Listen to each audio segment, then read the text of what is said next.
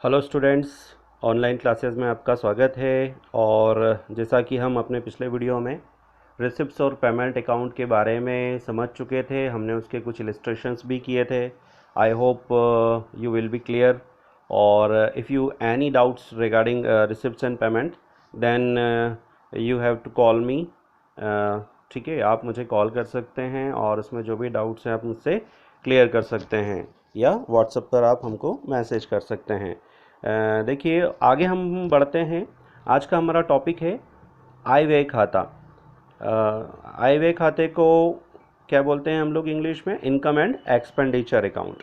Okay, तो आज हम इनकम और एक्सपेंडिचर अकाउंट्स के बारे में समझेंगे। यह जो होता है खाता, ये प्राप्ति भुगतान खाते के बाद बनाया जाता है, और इसलिए हम ये कह सकते हैं कि प्राप्ति भुगतान खाते से ही हम इसको बनाते हैं, या सेकेंड लेवल का ये अकाउंट होता है नॉन ट्रेडिंग ऑर्गेनाइजेशंस का।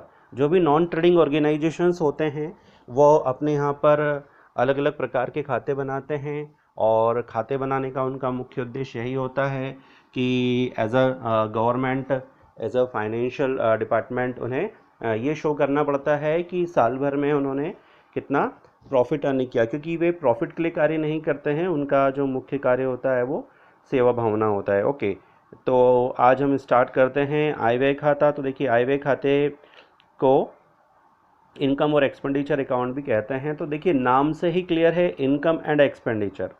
इनकम का मतलब होता है आय, ठीक है, और एक्सपेंडिचर का मतलब होता है आपका जो व्यय होते हैं, जो आपका खर्च होता है, वो सभी इनकम और एक्सपेंडिचर अकाउंट्स में आता है। चलिए आगे हम देखते हैं। यहाँ दिया हुआ है कि एक बार इंग्लिश में देख लेते हैं हम। Income and expenditure account is the summary of the income and expenditure of the complete year. It is a like a profit and loss account. It is a prepare with the help of receipts and payment account, along with the additional information. Adjustment, opening and closing balance of cash or bank are not shown in this account. It is a nominal account, so all expenses and losses of revenue nature is the debit side, and all income and gains of a revenue nature are the show on credit side. देखिए, यहाँ पर आपको ये बता रखा है कि जो हमारा इनकम और एक्सपेंडिचर अकाउंट होता है, उसकी यदि हम समरी की बात करें तो इसमें क्या होता है।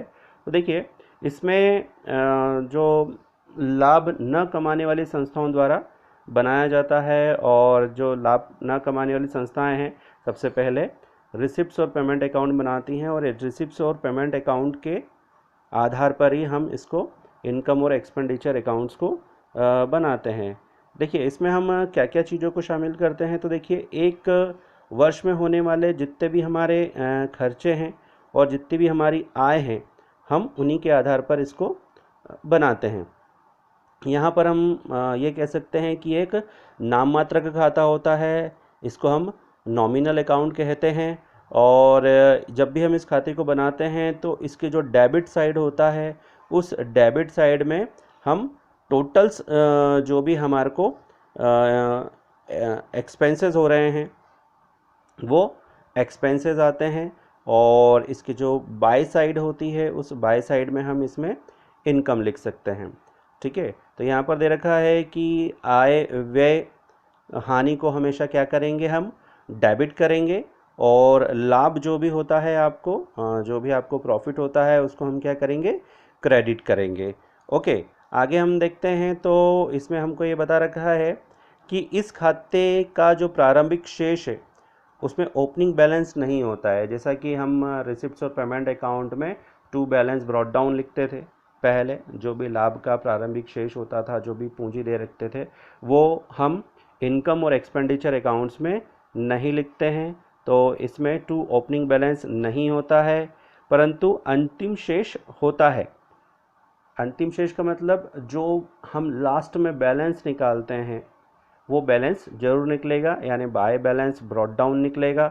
वह बैलेंस हमारा आय पर व्यय, आय का व्यय पर आधिक्य भी हो सकता है, और व्यय का आय पर आधिक्य भी हो सकता है, दोनों चीज़ हो सकती है।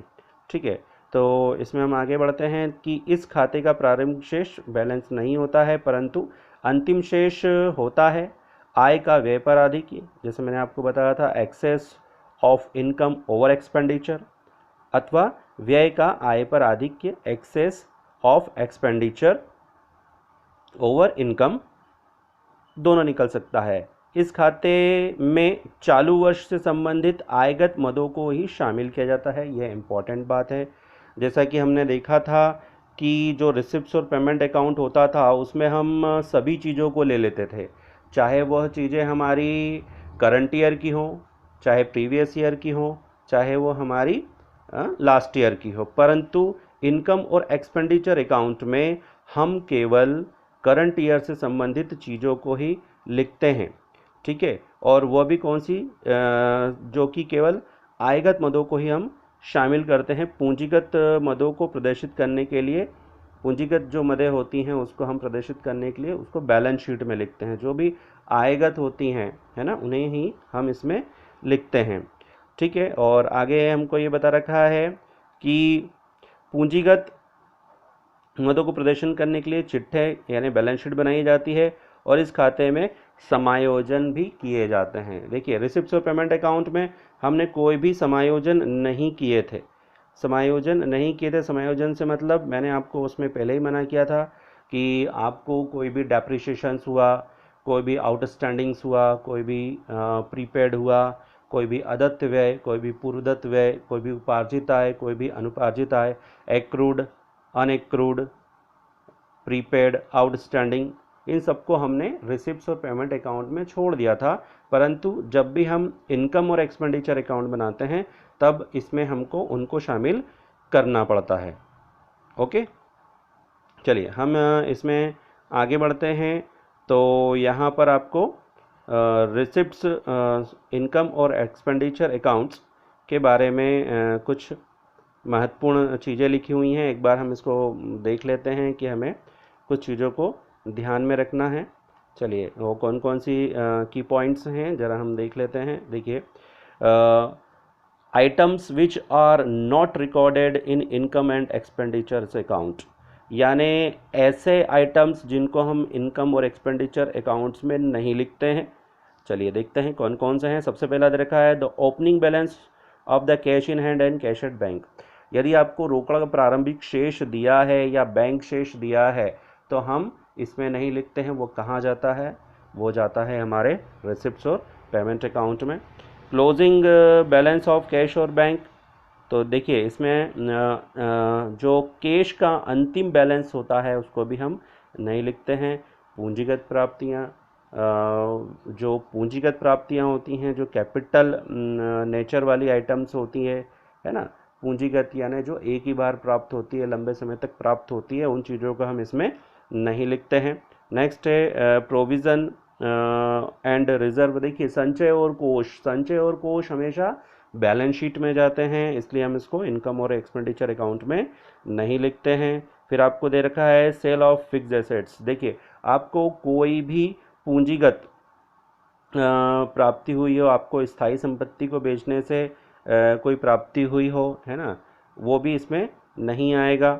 और कोई भी पूंजीगत भुगतान, जो कैपिटल एक्सपेंडिचर्स, जो भी इसमें आपको नहीं लिखना है। चलिए, तो कौन कौन सी चीज़ें लिखेंगे ये भी देख लेते हैं कि which items are recorded in the income and expenditure account. चलिए देख लेते हैं कि आय व्यय खाते में दिखाई जाने वाली या लिखी जाने वाली मदें कौन कौन सी हैं। तो देखिए, सबसे पहला दे रखा है प्रारंभिक अदत्त चंदा, ओपनिंग आउटस्टैंडिंग या एक्रूड सब्सक्रिप्शन, ठीक है। नेक्स्ट दे रखा है आपको अंतिम अदत्त चंदा, closing outstanding accrued subscription, Purvadatta चंदा, प्रीपेड सब्सक्रिप्शन, है ना। उसके बाद आपको दे रखा है ओपनिंग अनक्लेम्ड एडवांस सब्सक्रिप्शन, प्रारंभिक अदत्त चंदा, अंतिम पूर्वदत्त चंदा, क्लोजिंग अनक्लियर्ड सब्सक्रिप्शन। फिर उसके बाद दे रखा है डेप्रिसिएशन को इंक्लूड करेंगे, ठीक है, डेप्रिसिएशन भी आएगा।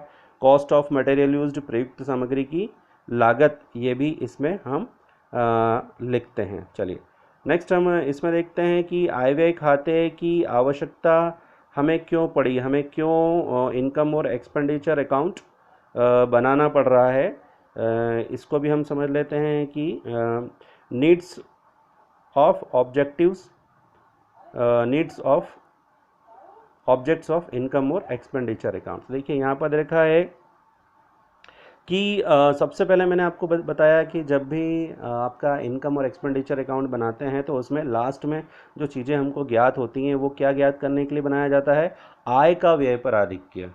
ठीक है, कि जो आय है आपकी, जो इनकम है, उसका व्यय पर क्या आधिक्य है, यानी आपका कितना excess over the expenditure over income कितना है, या व्यय पर आधिक्य कितना है, excess the expenditure over income. तो ये जब आपको ये मालूम होगा कि आपके पास इतनी प्राप्तियां थी और आपके पास इतने भुगतान थे, तो जो आप उसका डिफरेंस निकालेंगे तभी आप इसको पता कर सकते हैं। फिर दे रखा है आपको संस्था की वास्तविक शुद्ध आय या कमी या घाटा ज्ञात करने के लिए। ठीक है, तो नॉलेज ऑफ द इनकम, भैया आपके बिजनेस में आपको क्या प्रॉफिट हो रहा है, क्या लॉस हो रहा है, उन सभी के लिए भी आपको इनकम और एक्सपेंडिचर अकाउंट बनाना पड़ता है। नॉलेज ऑफ द एक्सपेंडिचर, आपको अपने खर्चों के बारे में जानकारी प्राप्त करने के लिए भी इसको बनाना पड़ेगा। फिर एडजस्टमेंट, तो देखिए एडजस्टमेंट का मतलब मैंने आपको पहले ही बताया था, जो एडजस्टमेंट होते हैं, है ना, एडजस्टमेंट का मतलब क्या क्या चीज़ें शामिल होती हैं, जैसे कुछ डेप्रिसिएशन का एडजस्टमेंट करना है आपको आउटस्टैंडिंग या प्रीपेड का एडजस्टमेंट करना है। तो एडजस्टमेंट की भी जानकारी के लिए आपको जो इनकम और एक्सपेंडिचर अकाउंट बनाना पड़ता है। देखिए इसके बाद है बैलेंस शीट बनाकर संस्था की संपत्तियों दायित्वों के शेषों को सही मूल्य पर ज्ञात करने के लिए। यदि आप इनकम और एक्सपेंडिचर अकाउंट नहीं बनाएंगे तो इसके आधार पर ही आपको बैलेंस शीट बनाना पड़ती है, तो बैलेंस शीट आपकी नहीं बनेगी। आप इनकम और एक्सपेंडिचर अकाउंट को as a profit and loss account भी कह सकते हैं। प्रॉफिट एंड लॉस अकाउंट के बारे में आपने 11वीं कक्षा में पढ़ा होगा, जिसको आप बहुत अच्छी तरह से जानते हैं। इनकम हम वहाँ पर 3 अकाउंट्स बनाते थे, फाइनेंशियल अकाउंट्स में trading account, then profit and loss account, then balance sheet. तो इसी में भी इसी तरह से इसमें रिसिप्ट्स और पेमेंट अकाउंट बनता है, उसके बाद इनकम और एक्सपेंडिचर अकाउंट बनता है, देन बैलेंस शीट बनती है। तो बैलेंस शीट के लिए क्या ज़रूरी है, बैलेंस शीट के लिए ज़रूरी है इनकम और एक्सपेंडिचर्स अकाउंट। ठीक है, इसके बाद सदस्यों द्वारा वर्ष में देय चंदे की कुल राशि ज्ञात करने के लिए जो आपके मेंबर्स हैं उन्होंने कितना सब्सक्रिप्शन दिया, टोटल सब्सक्रिप्शन आपके पास कितना आया, इन सभी के लिए हम क्या करते हैं, इनकम और एक्सपेंडिचर अकाउंट्स को बनाते हैं। चलिए आगे हम पढ़ते हैं। संस्था में देय आयकर की राशि ज्ञात करने के लिए knowledge of the income tax, the purpose of the maintaining this account, it is the find the actual income so that calculation of the tax can be made the easily. देखिए आपको गवर्नमेंट को जो भी tax देना पड़ रहा है तो आपको ये मालूम होना चाहिए कि आपके पास कितनी इनकम हुई है और आपके कितने एक्सपेंडिचर हुई है। तो वो आप किसकी मदद से पता कर सकते हैं, वो आप इनकम और एक्सपेंडिचर्स अकाउंट्स की मदद से पता कर सकते हैं। Helps of the preparing of the balance sheet, देखिए वापस से वही टॉपिक वापस आया है कि देखिए विदाउट इनकम और एक्सपेंडिचर अकाउंट के आप बैलेंस शीट नहीं बना सकते हैं, इसलिए ये उसमें भी आपको मदद कर सकता है। ठीक है, चलिए आगे हम बढ़ते हैं।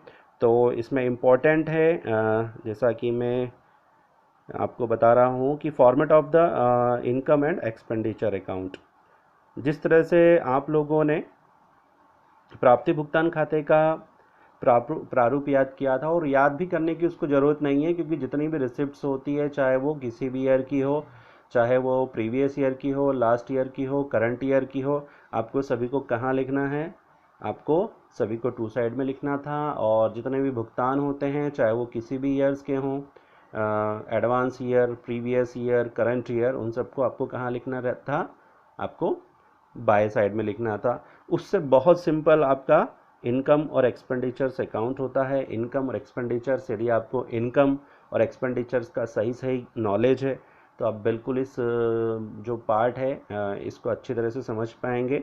और यदि आपको थोड़ी सी भी प्रॉब्लम है तो मेरा ये सजेशन है कि आप इसके फॉर्मेट को 4 से 5 बार एक बार पढ़ लें। आप यदि एक बार पढ़ेंगे तो आपको बहुत ही क्लियर हो जाएगा। फिर भी हम यहाँ पर समझने की कोशिश करते हैं कि इसकी एक्सपेंडिचर का मतलब हमेशा याद रखिए खर्चे पर कौन से खर्चे, जो आयगत हों, है ना, जो आयगत हो ना, जो बार बार होते हैं, जिनको जो कंटिन्यूस होते रहते हैं साल भर में, वो सारे खर्चे जो होते हैं। और जो इनकम्स होती हैं उन सबको हम इनमें लिखते हैं। तो एक्सपेंडिचर सभी 2 साइड में आएंगे, और जो आपकी इनकम है वो सारी बाय साइड में आएगी। चलिए हम देखते हैं इसमें क्या क्या दे रखा है। तो देखिए यहाँ पर आपको दे रखा है टू जनरल एक्सपेंसेस, ठीक है। सामान्य व्यय, आप सभी जानते हैं जनरल एक्सपेंसेस जो होते हैं, जो व्यय होते हैं हमारे सामान्य व्यय, वो सभी टू में आएंगे। टू सैलरीज एंड वेजेस, यदि कोई वेतन और मजदूरी आपको दिया हुआ है ना, तो वेतन और मजदूरी, देखिए वेतन और मजदूरी ये क्या होती है, ये आपका आयगत खर्चे हैं, है ना। यानी क्या होते हैं, ये बार बार होते हैं। तो जो भी आपके कैपिटल रेवेन्यू से संबंधित जो चीज़ें होती हैं वो सभी इसमें आएंगी। तो सैलरी और वेजेस आप लिख सकते हैं टू साइड में। अब इसमें देखिए दे रखा है एड आउटस्टैंडिंग। आउटस्टैंडिंग का मतलब होता है अदत्त यानी जो देना बाकी है, जिसको हमको देना है। तो जो भी आउटस्टैंडिंग होगा वह पर्टिकुलर आइटम में जुड़ जाएगा, और जो भी प्रीपेड होगा वो पर्टिकुलर आइटम में से माइनस हो जाएगा, ठीक है। तो यहाँ पर दे रखा है एड आउटस्टैंडिंग, यदि कोई आउटस्टैंडिंग दे रखा है तो आप उसको जोड़ेंगे। यदि कोई प्रीपेड दे रखा है, पूर्व में यदि आपने भुगतान कर दिया है, तो प्रीपेड हमेशा माइनस होता है, आउटस्टैंडिंग हमेशा प्लस होता है, ये आपको ध्यान में रखना है। तो प्रीपेड जो होगा वो माइनस हो जाएगा, आउटस्टैंडिंग क्या हो जाएगा, जुड़ जाएगा, ठीक है। इसके बाद हम आगे बढ़ते हैं। इसमें दे रखा है टू स्पोर्ट्स मटेरियल, जो भी खेलों का सामान है वो आप लिखेंगे। टू सन्ड्री एक्सपेंसेस, जो विविध खर्चे होते हैं, बार बार होने वाले जो खर्चे होते हैं सन्ड्री एक्सपेंसेस, वो टू में आएंगे। To rent, rates and tax, rent यानी किराया, रेट्स यानी कर, और टैक्सेस यानी दर, ठीक है। तो किराया, कर और दर तीनों चीज़ें आपको टू साइड में लिखना है। टू इंश्योरेंस, ठीक है, यदि आपने कोई बीमा कराया है तो टू इंश्योरेंस जो होगा वो टू साइड में आएगा। और इसमें यदि कोई प्रीपेड है, आपको पूर्व में यदि आपने दे दिया है पैसा, तो प्रीपेड क्या होता है, मैंने आपको बताया था अभी, माइनस होगा, ठीक है। तो यहाँ पर आपको टू साइड में ये सारी चीज़ें दे रखी हैं। इसके बाद हम आगे बढ़ते हैं। तो यहाँ पर आपको दे रखा है टू स्टेशनरी, है ना, आप जानते हैं ये भी खर्चा है। टू इलेक्ट्रिक चार्जेस, ये भी हमारा खर्चा है। टू ऑफिस एक्सपेंसेस, ये भी हमारा खर्चा है ना। इसके बाद आपको दे रखा है टू रिपेयर्स एंड रेन्यूअल्स, मरम्मत और नवीनीकरण के जो भी खर्चे होते हैं, है ना, वो भी आपको टू साइड में लिखना है। टू न्यूज़पेपर एंड मैगजीन्स, समाचार पत्र और पत्रिकाएं के लिए यदि आप कोई खर्चा करते हैं, उनको मंगाने के लिए कोई खर्चा करते हैं, तो टू साइड में आएगा। इसके बाद आपको दे रखा है आपको टू डेप्रिसिएशन। डेप्रिसिएशन के बारे में आपने 11th में पढ़ा भी होगा। टू डेप्रिसिएशन जो भी होता है वो भी हमारा खर्चा माना जाता है, और हम इसको टू साइड में लिखेंगे। ऑन बुक्स यानी पुस्तक के मूल्य पर जो भी आपको निकालना हो डेप्रिसिएशन, जो भी परसेंटेज दिया हो और जिसका भी बुक वैल्यू पर आपको कैलकुलेशन करना हो, वो अमाउंट हम इसमें लिखेंगे। तो यहाँ पर हमको टू डेप्रिसिएशन भी आ जाएगा, ठीक है। और इसके बाद ऑडिट फीस, ओके। उसके बाद हॉरेनियम, ठीक है, यानी जो हमने पढ़ा था कि आपने कोई मानदेय दिया है, आपने उसको कोई पारितोषिक दिया है, तो वो भी आ जाएगा। टू टेलीफोन एक्सपेंसेस आ जाएंगे। टू स्पोर्ट्स मटेरियल यूज्ड आ जाएगा, ओके, क्लियर। तो जितने भी खर्चे होते हैं, और कौन से खर्चे हैं, जो आयगत खर्चे होते हैं, है ना, वो सारे खर्चे रिवेन्यू एक्सपेंसेस काय में आ जाएंगे, आपके टू साइड में आएंगे। चलिए, और अब इसके बाद हम देखते हैं कि हम इसकी बाय साइड में क्या क्या चीज़ें लिखेंगे। तो देखिए बाय साइड में सबसे ऊपर हेडिंग आती है आपकी रिसिप्ट्स। क्या आती है, रिसिप्ट्स, सॉरी, इनकम यानी आपको जो आय प्राप्त हुई हो, वो सारी इनकम्स को हम बाय साइड में लिखेंगे। एक्सपेंडिचर टू में और इनकम बाय में। तो इनकम बाय में लिखेंगे तो कौन कौन सी इनकम, बाय सब्सक्रिप्शन, यानी यदि आपको कोई चंदा दे रखा हो और चंदे के बारे में कोई एडजस्टमेंट है, तो देखिए जब भी हम चंदा लिखेंगे उसके साथ में आपको कोई एडजस्टमेंट दिए होंगे। जैसे आपको बताया था मैंने, आउटस्टैंडिंग जुड़ जाएगा, है ना। तो टू आउटस्टैंडिंग्स, एड आउटस्टैंडिंग्स, अदद चंदा जुड़ेगा। मैंने आपको बताया था प्रीपेड जो होता है वो हमेशा माइनस होता है, प्रीपेड हमेशा माइनस हो जाएगा। और यदि आपने कोई एडवांस दिया हुआ है, ठीक है, वो एडवांस भी हमेशा क्या होता है, चंदे में से माइनस होता है, क्लियर। एडवांस यदि आपने कोई चीज़ दे रखी है ना, एडवांस आपने सब्सक्रिप्शन दे रखा है तो वो क्या होगा, वो माइनस होगा। क्लियर। देखिए उसके बाद एंट्रेंस फीस, भैया एंट्रेंस फीस भी क्या होती है हमारी, प्रवेश शुल्क होता है। अब प्रवेश शुल्क भी आपको देखना है, इसमें बाय एंट्रेंस प्रवेश शुल्क आ जाएगा, बाय डोनेशन आ जाएगा, बाय मेंबरशिप फीस आजीवन सदस्यता शुल्क, बाय मिशनरीज रिसिप्ट्स विविध प्राप्तियाँ, बाय प्रीपेड एक्सपेंसेस पूर्वदत्त व्यय, है ना, बाय अर्नड इनकम अर्जित आय, बाय प्रॉफिट ऑन एंटरटेनमेंट मनोरंजन से प्राप्त आय। क्लियर। ये सारी चीज़ें आप कहाँ लिखेंगे, इसके बाय साइड में लिखेंगे, by donation, by sale of newspaper, by hall rent, ठीक है, profit on entertainment to interest on investment and securities, ठीक है, प्रतिभूतियों पर आपको कोई ब्याज प्राप्त हुआ है तो ये आपकी इनकम होगी। क्लियर। और ये सारी चीज़ें आप कहाँ लिखेंगे, इसकी बाय साइड में लिखेंगे। ठीक है, तो इतनी चीज़ें लिखने के बाद अब आप क्या करेंगे, दोनों पक्षों का टोटल करेंगे रफ में, डेबिट साइड का और क्रेडिट साइड का। अब डेबिट साइड और क्रेडिट साइड के टोटल में से आप ये देखेंगे कि जो बड़े साइड का टोटल है कहाँ पर आ रहा है, आपका जो है एक्सपेंडिचर बड़ा हो रहा है या आपकी इनकम बड़ी हो रही है ना। इनकम और एक्सपेंडिचर्स का पहले टोटल करेंगे, और यदि आपका जो इनकम साइड बड़ा होगा और आपका एक्सपेंडिचर छोटा होगा तो आपको हमेशा सरप्लस आएगा, है ना, आपको हमेशा फ़ायदा होगा। और आप लिखेंगे इसके टू साइड में, टू सरप्लस और excess of income over expenditure, यानी यहाँ पर आपको फ़ायदा दिखा रहा है, टू सरप्लस है, ठीक है, आधिक्य हुआ है, काय पे हुआ है, excess over income over expenditure. Clear. यानी आय का व्यय पर आधिक्य, यानी आय आपकी ज़्यादा है और व्यय आपका कम है, तो टू में लिखाएगा, टू सरप्लस के नाम से भी आप केवल लिख सकते हैं इसको। क्लियर। यानी आपको फ़ायदा हो रहा है, एक तरह से समझने में बिल्कुल सीधा सा मतलब होगा, यदि टू सरप्लस आया है आपको, यानी यदि आपकी इनकम इनकम साइड का टोटल बड़ा है और एक्सपेंडिचर साइड का टोटल आपका कम है तो आपको सरप्लस होगा। और यदि इसका विपरीत होता है कि आपकी जो एक्सपेंडिचर होती है ना, उसका टोटल आपका ज़्यादा होता है और जो इनकम होती है उसका टोटल आपका कम होता है, तो आपको लिखना है बाय डेफिसिट, यानी कमी, बाय डेफिसिट, या आप इसको लिख सकते हैं excess of expenditure over income, व्यय का आय पर आधिक्य, ये भी आप लिख सकते हैं। तो देखिए सिंपल सा है, दोनों चीज़ें मैं आपको डिफरेंस बता दूं, यदि आपको सरप्लस आता है तो आपको फ़ायदा होगा और यदि आपको बाय डेफिसिट आता है तो आपको नुकसान होगा। क्लियर। तो आई होप ये जो फॉर्मेट है ये आपको समझ में आ गया होगा, और बिल्कुल सिंपल सा फॉर्मेट है। आपको के लिए याद रखना है कि जो भी आपके आयगत जो खर्चे होते हैं और जो इनकम्स होती है उनको आपको लिखना है ना। कुछ की पॉइंट्स यहाँ पर और दे रखे हैं आपको कि भैया प्राप्ति भुगतान खाते के प्रारंभिक और अंतिम शेष को नहीं लेना है, जो कि हम पढ़ चुके हैं।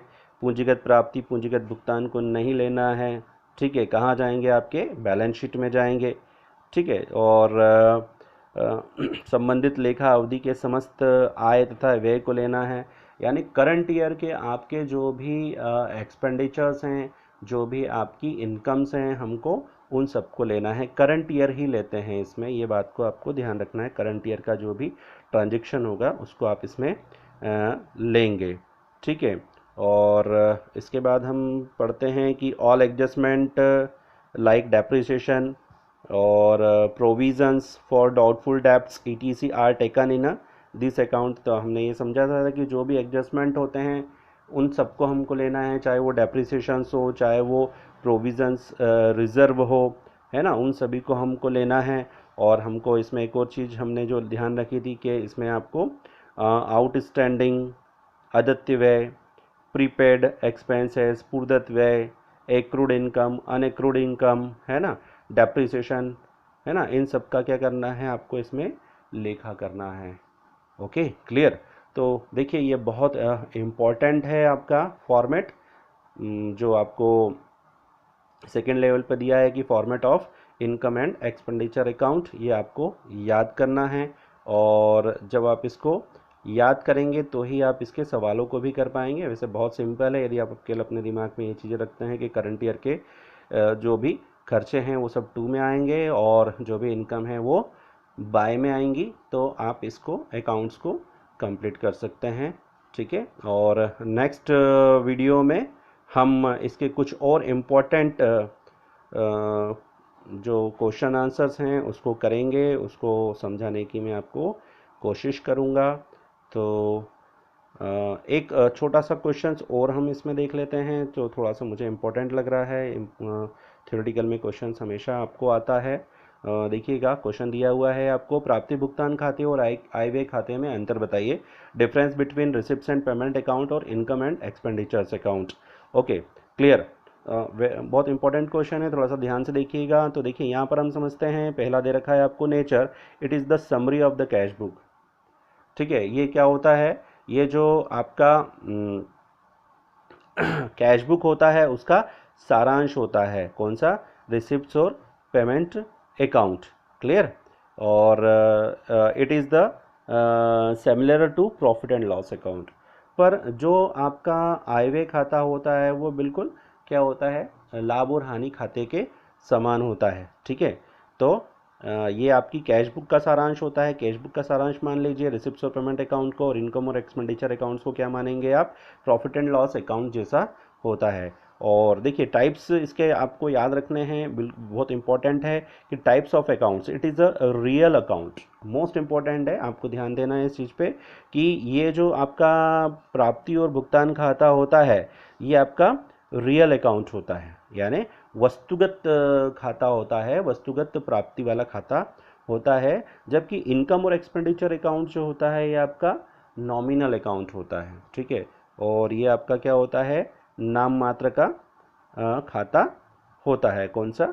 रिसिप्ट्स और पेमेंट अकाउंट। चलिए, it is a prepare on cash basis, यह जो होता है कैश के आधार पर, रोकड़ा बेसिस के आधार पर बनाया जाता है रिसिप्ट्स और payment account.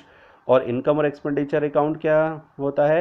It is a prepare on accrual basis, और ये जो होता है ये आपके जो आय व्यय खाता है प्राप्ति भुगतान खाते के आधार पर इसको बनाया जाता है ना, एक्चुअल जो कंडीशन होती है करंट ईयर की उसको लेके बनाया जाता है। ठीक है, और यहाँ पर देखा है debit side of this accounts record the receipts and credit sides records in payment.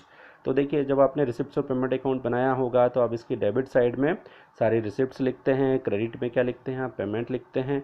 यदि हम इनकम और एक्सपेंडिचर की बात करते हैं तो डेबिट साइड में सारे खर्चे और उसके बाद क्रेडिट साइड में सारी इनकम और गेंस को हम लिखते हैं। क्लियर। इसके बाद यहाँ दे रखा है it is started with the opening balance of cash and bank. जब भी हम रिसिप्ट्स और पेमेंट अकाउंट बनाते हैं तो हम टू बैलेंस ब्रॉट डाउन करते हैं और लास्ट में हमको बाय बैलेंस सीडी आता है ना। लाभ का, रोकड़ा का प्रारंभिक शेष और अंतिम शेष लिखते हैं। पर जब भी हम इनकम और एक्सपेंडिचर्स बनाते हैं तो हम इसमें कोई भी ओपनिंग बैलेंस को नहीं लिखते हैं। Clear. Closing balance of this account show the closing cash in hand and bank balance. ठीक है, तो जो इसका क्लोजिंग जो लास्ट में जो इसका बैलेंस निकलता है वो किस बात को शो करता है कि आपके हाथ में कितनी रोकड़ है, ये उस बात को प्रदर्शित करता है। और यहाँ पर जो आपका क्लोजिंग बैलेंस होता है ये आपका क्या होता है, सरप्लस या डेफिसिट को प्रदर्शित करता है कि आपको भैया कमी हो रही है या आधिक्य हो रहा है। सरप्लस हो रहा है यानी आधिक्य हो रहा है, और डेफिसिट हो रहा है यानी कि कमी हो रही है। अब देखिए यहाँ दे रखा है प्राप्ति भुगतान खाते में समस्त नगद लेन देन दिखाए जाते हैं, चाहे वो आगामी वर्ष के हों, चालू वर्ष के हों, है यानी गत वर्ष के हों, सभी समस्त लेन देनों को हम दिखा देंगे। परंतु जब भी आय व्यय खाता बनाते हैं इसमें केवल चालू वर्ष से संबंधित नगद उधार लेन देन ही दिखाए जाते हैं। ना तो इसमें हम एडवांस ईयर वालों को लेते हैं, ना ही हम इसमें जो आपके प्रीवियस ईयर वालों को लेते हैं। क्लियर। इसके बाद हम इसमें आगे बढ़ते हैं कि एडजस्टमेंट है ना, एडजस्टमेंट इसमें है कि रिसिप्ट्स और payment account adjustment are not made while preparing receipts and payment account because is the prepare on the cash basis.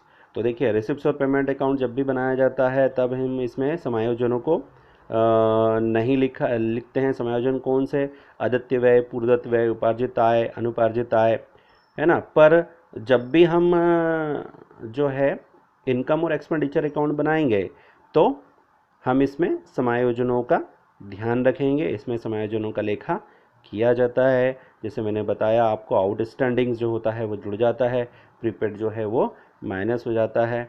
ठीक है, इसी प्रकार उपार्जित आय जुड़ता है, अनुपार्जित आय माइनस होती है। इसको भी आपको देखना है। Next, non cash item, it does not recorded non cash items like depreciation.